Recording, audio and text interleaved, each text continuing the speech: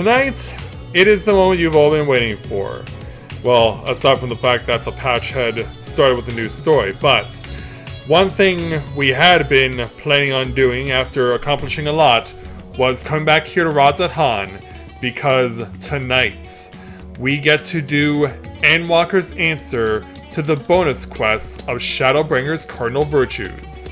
Tonight, we're here in Razat Han, and we're going to be working together with all the representatives from all the various places we've been to take down the remaining Blasphemies. So, with that in mind, greetings people of the world, Mathai Griffin back with you for the continuation of Let's Play Final Fantasy XIV Endwalker live here on Twitch.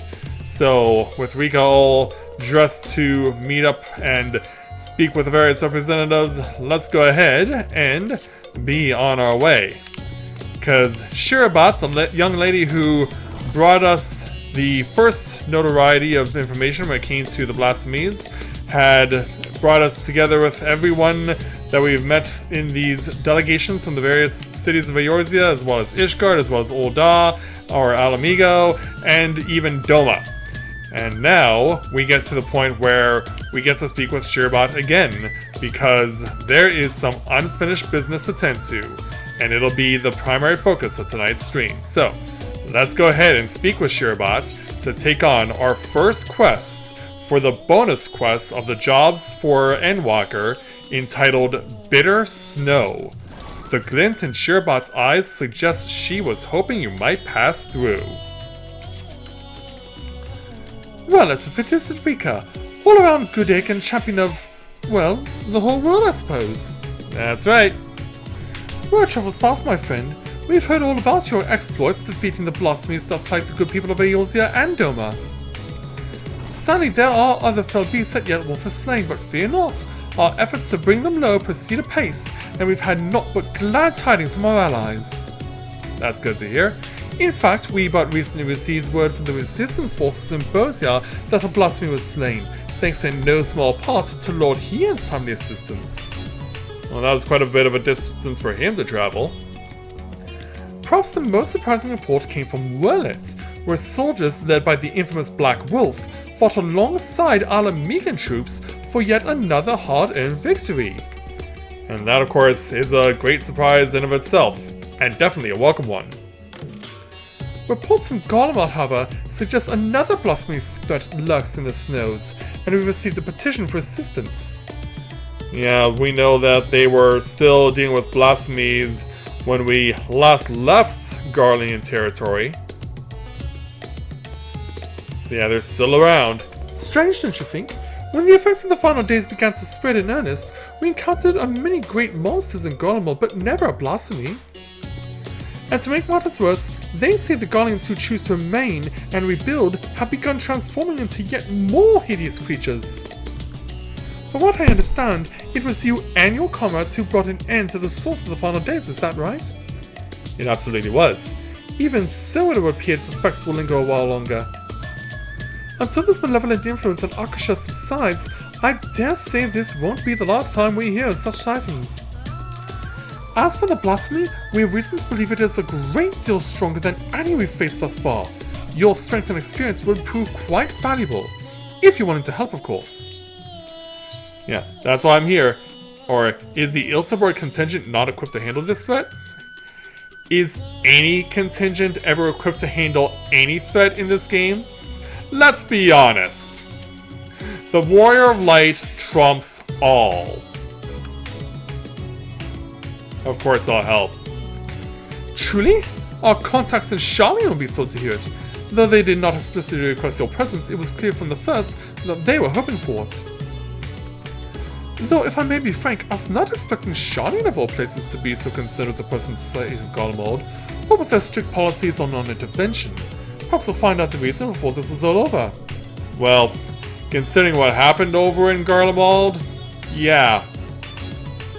But that's an inquiry for another time. I'll not keep you any longer. Once you arrive in Garlemald, I should think the intelligence officer stationed there will be more than happy to apprise you of the situation. Well, we know where we're going. It's time to make the journey, eventually, to Garlemald and to Camp Broken Glass. So away we go, into the snow. So upon our arrival, there's our intelligence officer right over here, representing the Alamegan Resistance. Rika? The Rika? It's an honor to have you with us, miss. I presume you have come to assist in our hunt for the Blasphemy. Indeed I have. Maxima and Lucia will be pleased to hear it, if you would come this way.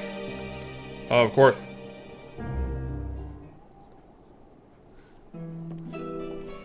Hey there, you two. Good to see ya. As the intelligence officer gives the lowdown. Officer salute, and is back to his post. Hey, you two. It is good to see you, Rika, though I wish it were under more fortuitous circumstances. I know, right? We were reluctant to call upon you, knowing you but recently returned from the far reaches of the heavens, but we are no less glad for your aid. Well, I'm glad to be here. We got a job to do, right?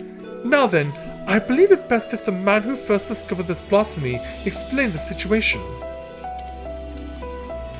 Gonna contact them by link pearl and bring them in. So who is this particular individual we're gonna be meeting up with? Who was first to notify us? I seem to be shocked. And with good reason. Given what Master Fortuno did by bringing the refugees from Razat Han here into Garlemald and having a whole bunch of them turn into blasphemies themselves, I guess this is his desire to redeem himself. Ah, Rika, good. We may forego introductions then. Thank you for answering our call for assistance. As for the situation at hand, it concerns a joint effort between the Form and the Loporits to find a new purpose for the moon. Yeah, we heard about that. While there is no longer need for a vessel to evacuate the star, we believe the moon may yet prove of use to the people of Atheris. After much contemplation, a rather ingenious proposal was put forward, to transform the moon into a repository for man's knowledge, an archive of hitherto unseen scale. Well, isn't technically that what part of what that was supposed to be when you were initially doing this? Charlene has long had the honor of boasting incomparable repositories of the world's knowledge, but it is far from perfect. Yeah, that's why you couldn't fit it all into Labyrinthos. Should calamity befall us, natural or otherwise, the wisdom of ages we have long labored to preserve would be lost. But the moon is beyond any such risk. What's more, it is beyond the jurisdiction of any one nation. So you're trying to claim it as neutrality? Thus did we consult the allied nations of Eorzea, the Far East, and Razat Han. They agreed to assembling a survey team to take measure of the moon and its potential as a repository. But this still exists. Our plans for assessment were forestalled, however, by the presence of an entity we believe to be a blasphemy in the Tower of Babel. Yeah, apparently anima was not enough. And that place still has the creepy red hue around it. Claims of Garlean citizens transforming into monsters shortly after its discovery only gave further credence to our initial supposition. But we're not only ill tidings to share. Reinforcements have been dispatched to aid us in quelling the blasphemy threat. Lord Arturel and a member of Gridania's Keepers of the Entwined Serpents have already begun an investigation into the catalyst of these transformations. Well, that was unexpected, but definitely appreciated. Though the skies no longer burn and the spread of this affliction is much curtailed, we must remain vigilant. Until the blasphemy threat has been quelled, Arfinod and Alice have graciously offered to keep calm the people of Tertium while we attend to the people here. Good call. But the matter of the blasphemy is not so easily resolved, I'm afraid. No, obviously not. We recently met with certain complications that have hindered our plans. Ugiri and Fordola are presently deliberating how best to resolve the situation. Perhaps it would be best if you heard the details directly from them. So they're here as well, huh? I should like to join you if I may, as this endeavor was originally undertaken on Charlene's behalf. I feel it is my responsibility to see this through to its conclusion. You got that right. And thus Fortuno's road to redemption begins now. And we will follow him out. I guess that shouldn't be surprising that, given that there's a blizzard where I live right now, that we're in Garlemald of all places. Okay. Let's go find Lady Ugiri. Accompanied by Fordola, as was mentioned.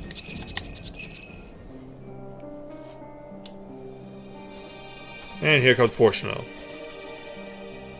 I did not expect to see you here of all places, but I am no less glad for your presence. And given that you are a ninja there, Ugiri, I'm like, are your feet not colder in the snow because ninjas don't really wear boots like other people do? I presume word of the Blasphemy is what brought you here, in which case I believe it may be best if a member of the reconnaissance team guard explain the situation. We have another reconnaissance representative? Oh! Fancy meeting you here. An acquaintance of yours. In a manner of speaking. Yeah, Lawrence is back. We happen to meet him in our first efforts for job questing to kill blasphemies. I heard you tell you were the worldly soap bugging me if I know where you heard my name before. Yeah, he's trying to feign ignorance, I can tell. Or just a loady soul for hire, hoping to fatten my purse with a touch of mercenary work after taking more leave from Linza. The job sounded simple enough, but well, I'm sure you wouldn't be here for word, eh? I guess. But you didn't come all this way to hear about me, did you? The Blasphemy we're after is making its nest in the upper reaches of the Tower of Babel. The auxiliary sector, I believe it was. But it wasn't alone. Sizable horde of beasts were circling about like knights protecting their queen. Naturally, we thought to strike from a distance before engaging in earnest, but not a single bullet reached its mark. How's that? They were protected by some manner of mystical shroud as far as I could figure. Without keen eye for magic, I don't see anyone getting through. Well, that sucks. By the time we understood the futility of the situation, we'd been spotted. Retreat was our only option. Pains me to say it, but there won't be any brute force in our way through this one. Or using bullets either. My understanding was that once transformed, these blasphemies are completely devoid of ether. With what energies could have created such a barrier? You know, that's something we do know about. That's the question, isn't it?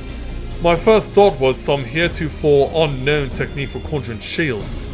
Needless to say, I'm out of my depth when it comes to matters of magic. Which is precisely why I plan to speak with the Elder Seedseer when she arrives. If anyone can help us find a way to overcome the Blasphemy's protection, it's her. Given how close she was to one, yeah. In the meantime, could we trouble you to help with the not-so-small matter of people changing into beasts? The Blasphemy's horde was large enough when we first found it. We can't afford for more people to join its ranks. Sounds like an idea. Very well. We shall reconvene with Lord Arturel and discuss strategy. Very well then. Oh, before you go, there's something else you should know about the tower. From the moment we set foot inside, I swear there was someone, or something, watching us. I shrugged it off, thinking a figment of my imagination, but in hindsight, I'm not so sure. Yeah, there might be more going on here. Not to worry about now, but best keep on your guard when we do finally return to the tower, eh? Yes, indeed. So, we'll probably rendezvous with the three of you later on. Fordola, of course, had nothing to say. Uninvolved sends regards, by the way. He asked me to tell you not to push yourself, but we all know what a waste of breath that will prove to be. Yeah, I didn't say anything during the cutscene, so I figured I might as well see if she actually does have anything to say, and lo and behold, she does. Yeah, Ironvold's doing a good job of softening her up.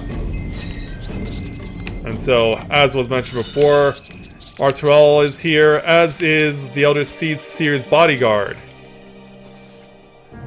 Under normal circumstances, I would never dream of leading the elder Seedseer's side, but considering the nature of these blasphemies and the calamity they bring, she insisted a representative for Gordonia precede her arrival.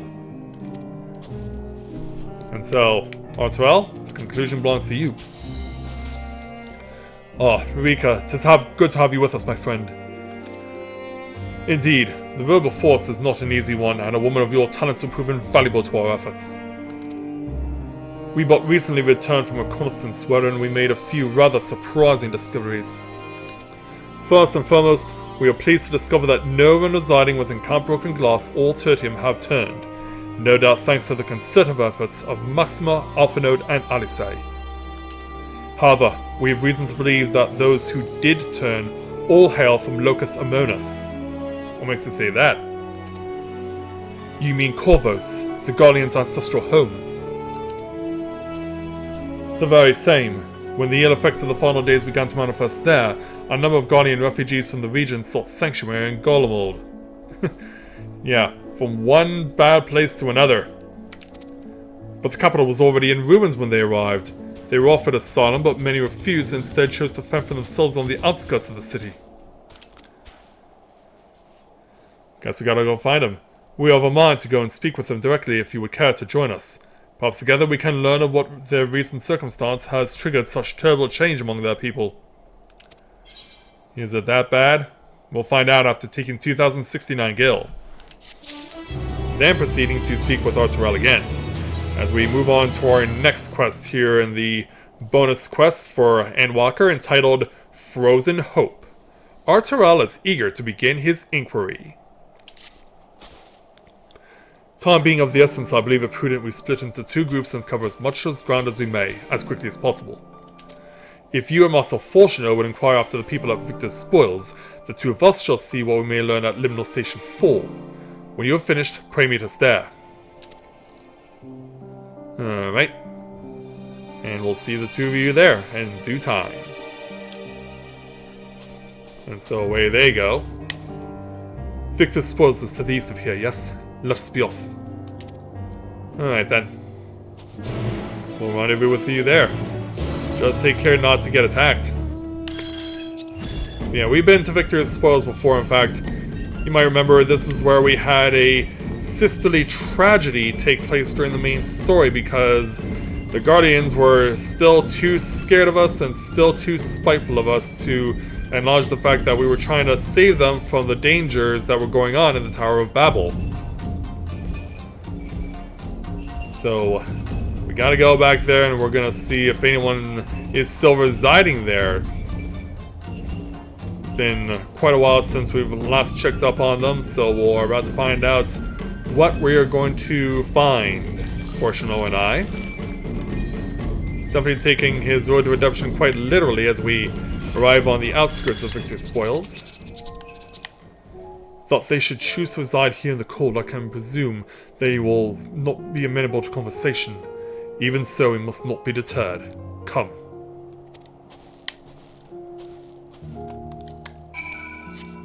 And there'll be 3 within the grounds that we'll have to speak to. I do know that 2 of them are over here, really close to each other, which you don't see very often in quests like these. Hello there.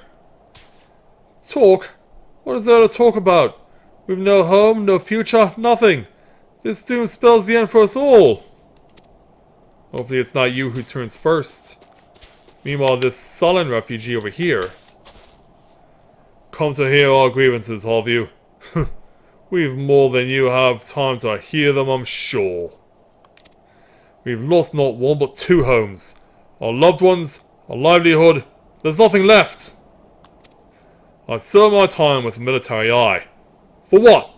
To lose all my friends, my son, and there was naught to show for it but our claim to Locus Amonis. All so we thought. Calamity was visited upon us for reasons we know not, and when we thought to flee, it followed on our heels to Golemold, ruin in us at every turn. That's pretty cruel and unusual. Meanwhile, over in the fancy gazebo, can't imagine why you or anyone else would feign interest in our troubles, but if you insist. You'll find a great many of the people here were in the military at one time or another. Some retiring with honours and others without. Sadly, I'm one of the latter, or one too many scars in battle. Even so, my contributions were enough to warrant leave to move to Locus Amonis. It was a land of warmth and bounty. The Corvosi rebellion admittedly proved troublesome for a time, but it didn't take long for the Second Legion to quell their uprising. You could practically drown in the calm and quiet. And then one day, the skies came alive with flame. We were overrun by all manner of foul beasts born from our brothers and sisters. The Second Legion barely had time to assemble their forces before they were overrun and snuffed out. We barely escaped with our lives. But we were greeted only with more wreck and ruin on our arrival here, and we had not the strength to take our home back from the Corvosi a second time. There's nothing left for us anywhere. Oh, turns out Fortuno appeared behind my back and I had no idea. He's apparently talking to someone else in the meantime. Did you learn aught of how they came to be in such dire straits? Oh, we did. And man, oh man, was it rough. So here's me explaining what they've been telling us. I see. I heard much of the same. The military forces of Locus Amonis were defeated in the wake of the final days. Desperate to survive, they naturally fled to Garlemald seeking sanctuary. It was their hope that the might of the Empire would allow them to reclaim the home they were forced to abandon, but the capital was already in ruin when they arrived. In other words, bad stuff. Needless to say, the lands they have long believed to be the ancestral home of the Garlean people may remain forever lost to them. Those unfamiliar with history will believe that they have always resided in the bitter cold climes of northern Ilsabard, but that was only after the Corvosi invaded 800 years prior. With the advent of Magitech, I imagine it was all too easy for Emperor Solus to rally his people and take back what they believed to be rightfully theirs. I guess. Yet history would tell us true, that the land they call Locus Amonis has been known by other names, and served as home to myriad peoples. Indeed, one need only look back to the Allegan's reign in the Third Austral Era to give the lie to Garlean claims of sovereignty. Yet even they had such ancestral ties to Locus Amonis, antecedents cannot justify their animosity to foreign peoples. Animosity poorly veiled by delusions of justice, as has been the case for so many nations throughout history, when that man had the sense and strength of will to break free from such chains of hatred. Yeah, if only. Someone help! They've turned! Another monster? Quickly, we haven't a moment to lose. Now we better get at it. I need to resort to getting my weapon out. Oh, really? What's the blocker? You know, what's my red light? Probably this. Oh, nope, it's a range situation. I played this game long enough, I should know what the preventative is.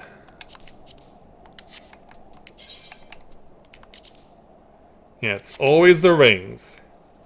It's always the rings. Better get moving. Combat may likely be required. One of my mates seemed unwell, so I thought to come over and look on him. Next thing I knew, he... No one appears to be injured. Did he not attack? He just walked off in the direction of the tower, in a daze, as if someone was calling to him. So, he could not have gone far. If you would go after him, I will remain here and see that all are accounted for. Let's go chase. Pursuit is underway. Thankfully, the little Namazu are impervious to what happens in the Tower of Babel, which is very useful. Hey, you. My apologies for what you turned into, but unfortunately we gotta kill you off.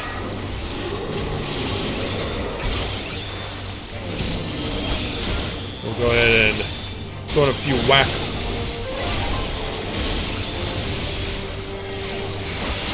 And down you go. Alright, let's get back. Okay, Fortuno, we're back. The beast is slain, then. Thank the heavens. For a blessing no others have turned, and a measure of calm has been restored, if only for the moment. Witnesses were able to offer a clue as to the source of the transformation. They claimed the afflicted was listening to this radio. Even now it continues to play the same cryptic message. Oh, it's not propaganda music this time? Let's have a listen. Empire, no more, never again. Rise, ashes. Though disturbed by radio static, you can hear a voice saying the Empire is no more, never again shall it rise from the ashes.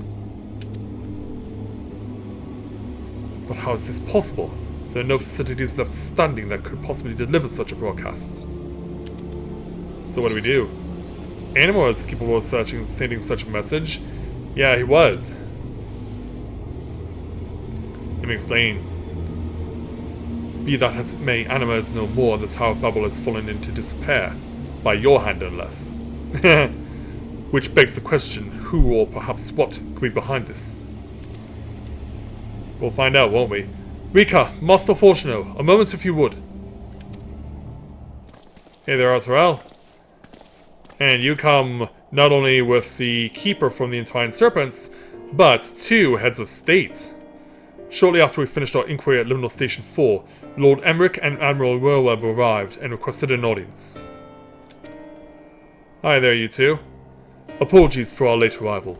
Knowing firsthand the devastation of which blasphemies are capable, I discussed the matter with the Admiral, and we were of one mind that the situation warranted our immediate presence. It is safe to presume a representative of the survey team has already arrived? Indeed, I have. Thank you for coming all this way on such short notice. Recent events here at the camp have proved most enlightening. As he will now begin to explain.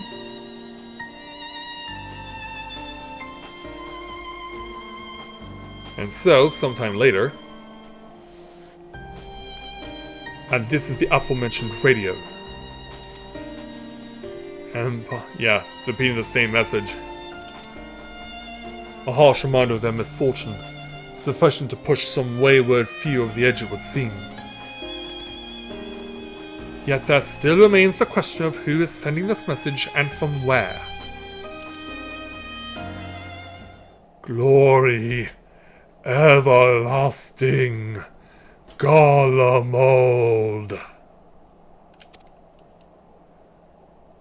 Yeah, for glory everlasting? For Garlemald? No, it couldn't be. What do you mean? You recognize this message? I imagine he does, given he was a conscript. A mantra often spoken by Lord Nerva. Anyone who lived in the provinces under his authority could scarcely forget those words. He sought to claim the throne after the assassination of Emperor Varus, did he not? After Civil War broke out, he all but disappeared according to the intelligence we managed to gather. How could he have managed to breach the tower undetected? To have done so and remain unnoticed by the creatures infesting the tower seems a nigh impossible task. Unless... You think the radio on the voice on the radio is the Blasphemy, or you think that it's Nerva? Yeah, do you think that it's Nerva himself? In a manner of speaking, yes. Not as the man he once was, but as a Blasphemy.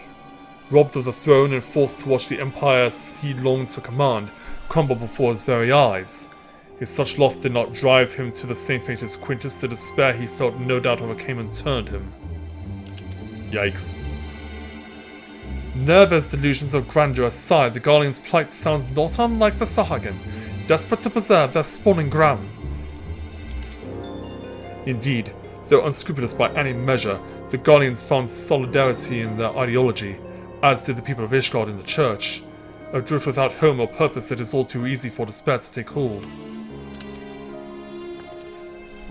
Would that a remedy were as simple as offering them land as we did the Sahagin. In all likelihood, the Guardians would refuse to settle for aught less than what they believed to be their ancestral homeland of Locus Amonis, a claim the Corvosi would readily take arms to denounce. We would do well not to further fan the flames of animosity twixt them. No, of course not. Then perhaps at the very least we can offer them peace of mind and a means to regain some semblance of stability in their lives. How are we going to do that? To offer them true comfort and stability, Garlemald must be rebuilt. Pretty much.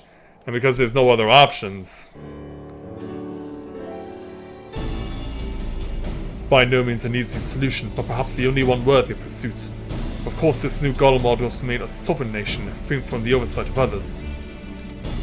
But hopefully not fall back into its past. Aye, they would see no meaning in it otherwise. If I am not mistaken, Alphanode and Alice have already made strides in helping the people here regain some normalcy in their day-to-day living. Our most important first step, but it will mean little without proper leadership. Well, who will lead them? Rather than a single individual, perhaps a governing body of sorts would be more effective. Like the Forum? Or in a similar manner to it? There are a number of former Senate members among the refugees at Camp Broken Glass, as I recall. With their help, creating the framework for new governance is not an impossibility. Or will they be level-headed about it? Then let us call the people together and see what they make of our proposal.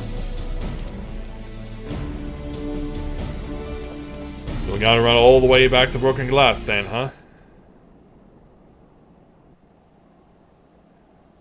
Yeah, that's gonna be a bit of a trek, so...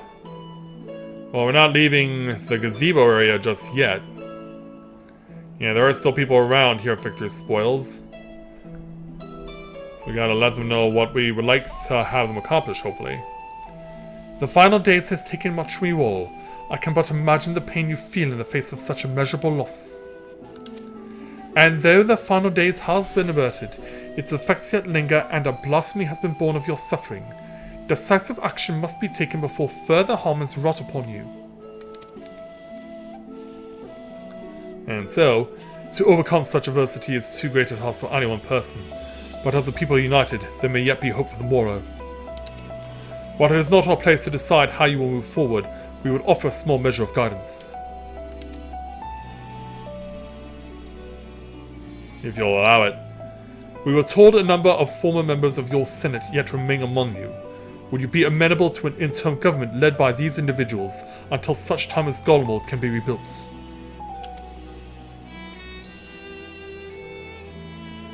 Give them a moment to think about it. Rebuild Garlemald? Is such a thing truly possible? Even if we do cobble something together, some competent council, they won't be making anything of that pile of ash we dare call Garlemald. There's no going back to Locus Amonis either. Rock and ruin, those are our only options.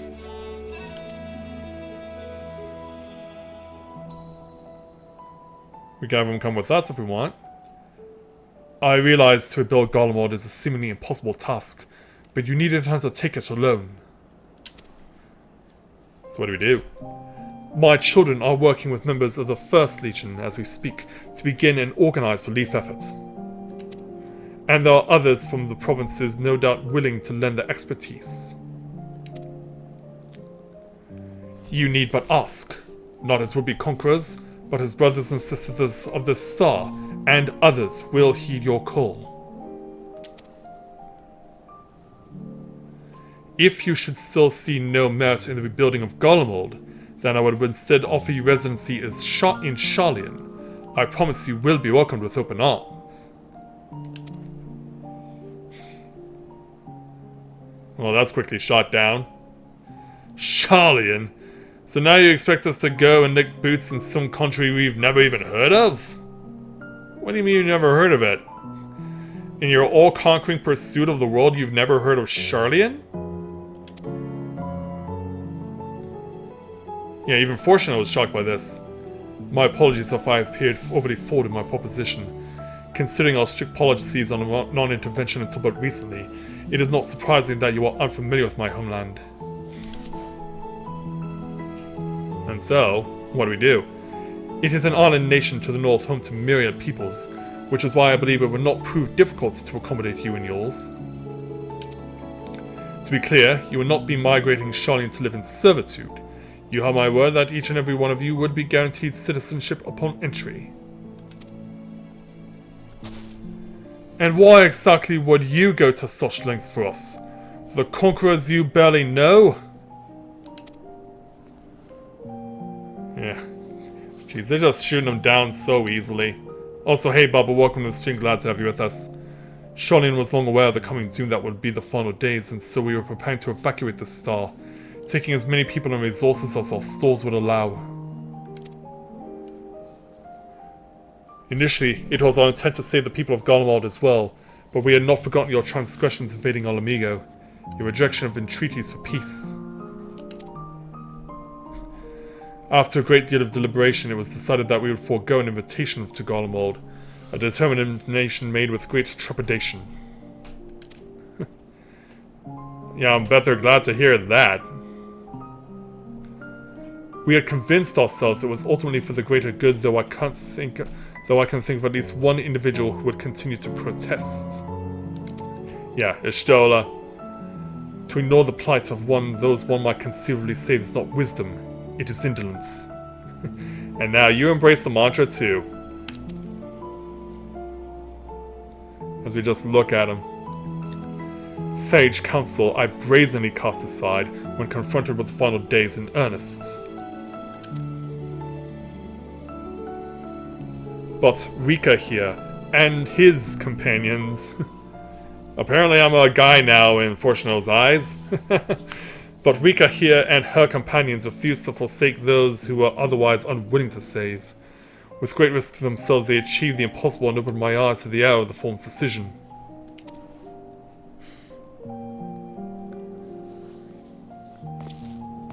As they take a moment to look at each other. If all other roads lead to ruin regardless, perhaps we should at least consider it.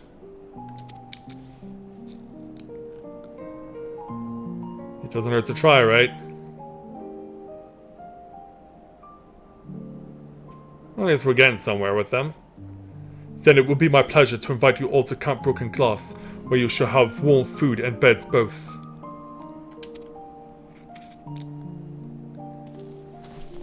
And from someone who was used to be a conscript, well, lead you where do you need to go?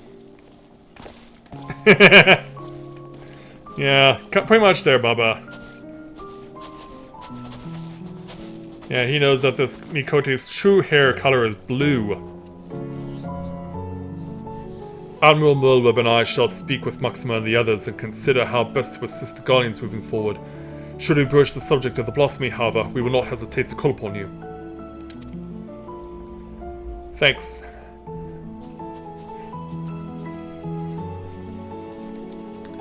And so as they take their leave, Fortuna and I continue to stick around, but seems someone has been overhearing all of this. Do we have to worry about someone else? In the meantime, we'll take our 1,260 gil plus choice of various potions. In this case, grade 6 tinctures, each representing the 5 various primary traits, and because I'm playing Dragoon, we'll take some strength.